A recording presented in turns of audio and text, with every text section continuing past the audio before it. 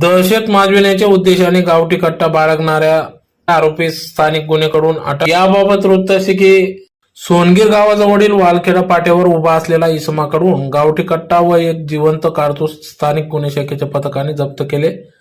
एकूण 26,000 रुपयाचा मुद्देमाल जप्त करण्यात आला असून संशयित आरोपीला शिताफीने पकडण्यात आले। एलसीबीने यावर्षी जानेवारी ते आतापर्यंत 39 गावठी कट्टे 62 जिवंत कारतुसे जप्त केले असून या संदर्भात 27 गुन्हे दाखल करण्यात आले आहेत। स्थानिक गुन्हे शाखेने पोलीस निरीक्षक हेमंत पाटील यांना मिळालेल्या गुप्त माहितीनुसार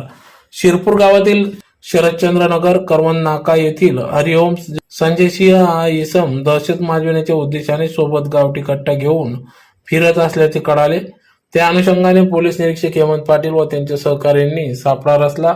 सोनगीर गावाजवळील वालखेडा पाटा येथे हरिओम सिंह उभा असताना एलसीबीच्या पथकाने ताब्यात घेतले। झडती घेतली असता संशयित हरिओम सिंह याच्याकडून 25,000 रुपये किमतीचा गावठी कट्टा व 1,000 रुपये किमतीचे एक जिवंत कारतूस असा एकूण 26,000 रुपयाचा मुद्देमाल जप्त करण्यात आला असून सदरची कारवाई जिल्हा पोलीस अधीक्षक संजय बारकुंड, अप्पर पोलीस अधीक्षक किशोर काळे यांच्या मार्गदर्शनात एलसीबीचे पोलीस निरीक्षक हेमंत पाटील, पोसई Balasaheb Suryavanshi, police head constable Shrikant Patil, Prabhakar Baisane, Sandeep Sarag, Yogesh Chavan, Mayur Patil, Kamlesh Suryavanshi, तुषार पारधी, राहुल गिरी, कैलास महाजन अशांनी ही सदरची कारवाई केली असून या संदर्भात आज पत्रकार परिषद घेण्यात आली। याबाबत अधिक माहिती अप्पर पोलीस अधीक्षक किशोर काळे यांनी दिली। काल दिनांक 25/11/2022 रोजी आमचे एलसीबी पीआय हेमंत पाटील यांना माहिती मिळाली होती गोपनीय बातमीदाराकडून की इसम नामे हरिओम सिंग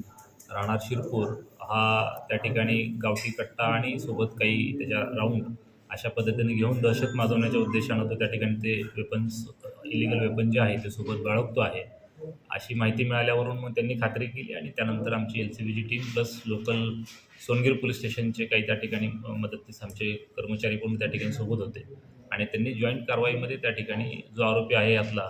हरिओम संजय सिंह याला त्या ठिकाणी अटक केलेली आहे, ज्याच्याकडून एक गावठी कट्टा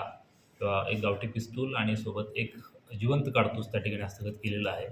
साधारणपणे 25,000 रुपये त्याची किंमत आहे अंदाजे आणि त्याच्या अनुषंगाने आता त्याने तो गावठी कट्टा तो कुठून घेतला, त्याचा पुढं तो काय करणार होता याची त्या ठिकाणी आमचा पुढचा तपास सोनगीर पोलीस स्टेशनला त्या ठिकाणी गुन्हा दाखल केलेला आहे आणि सध्याचा पुढील तपास त्या ठिकाणी सुरू आहे।